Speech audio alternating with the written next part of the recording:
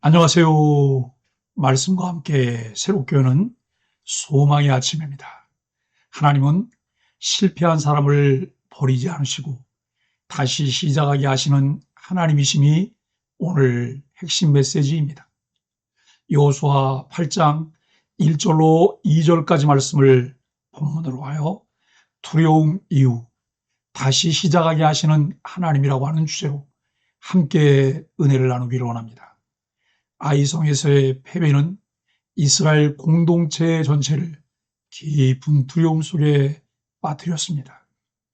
여리고 성을 무너뜨리며 경험했던 놀라운 승리의 기억은 순식간에 흔들렸고 공동체의 마음은 낙심과 혼란 속에 빠졌습니다. 그러나 하나님은 그 실패를 끝으로 두지 않으셨습니다. 숨겨진 죄가 드러나고 공동체가 거룩하게 정결해진 후 하나님은 다시 여호수아에게 말씀하십니다. 지난 본문에서 우리는 아간 사건의 마지막 장면을 살펴보았습니다. 아간의 죄가 드러난 뒤 공동체는 그 죄를 처리했고 성경은 이렇게 기록합니다. 여호와께서 그의 맹렬한 진노를 그치시니라. 이 말씀은 단순한 사건의 마무리가 아니라 회복의 시작을 의미합니다. 죄가 처리되자 하나님과 공동체 사이의 관계가 회복되었습니다. 이 말씀을 마음에 새기며 우리는 먼저 스스로에게 질문해야 합니다. 나는 실패 이후에도 하나님이 다시 시작하게 하신다는 사실을 믿고 있는가? 나는 넘어짐 이후에도 하나님 앞에서 다시 일어설 용기를 가지고 있는가? 이 질문을 마음에 품고 오늘 본문을 바라보겠습니다. 첫째, 오늘 본문의 흐름과 의미를 살펴봅니다. 여호수아 8장은 하나님이 다시 승리를 약속하시는 말씀으로 시작됩니다. 두려워하지 말라, 놀라지 말라. 이 말씀은 여호수아서에서 매우 중요한 표현입니다. 사실 이 문장은 여호수아 1장에서 하나님이 여호수아에게 처음 하셨던 말씀과 같은 표현입니다. 강하고 담대하라, 두려워하지 말라, 놀라지 말라, 차로나 우로나 치우치지 않고 정도를 걸어갑시다. 즉 하나님은 실패 이후에도 여호수아를 다시 세우고 계십니다. 하나님은 여호수아에게 아이성을 다시 공격하라고 말씀하십니다. 그리고 하나님은 분명하게 약속하십니다. 보라, 내가 아이 왕과 그의 백성과 그의 성읍과 그의 땅을 다 내 손에 넘겨주었노라. 여기서 중요한 점은 이 전투 역시 인간의 전략이 아니라 하나님의 주권적인 역사라는 사실입니다. 구약학자 트램퍼 롱맨은 이 구조를 이렇게 설명합니다.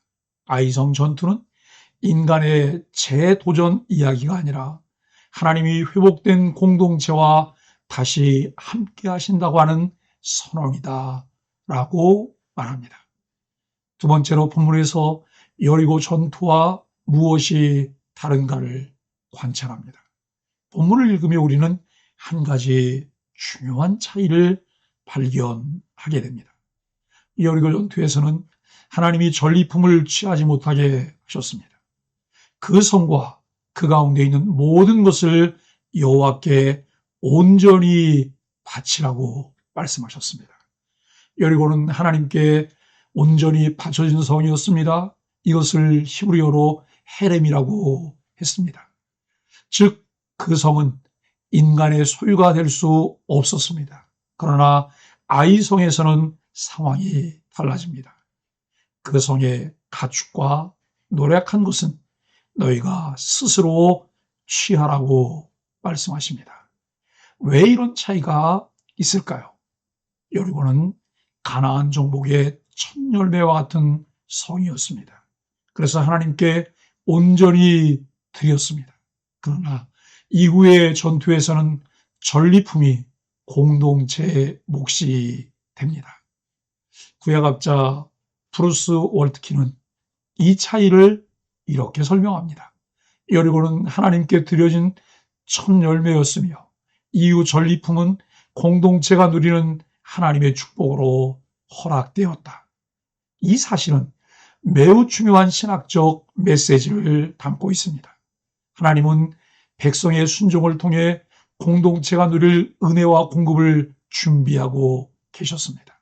셋째로 하나님은 실패한 공동체를 다시 사용하십니다.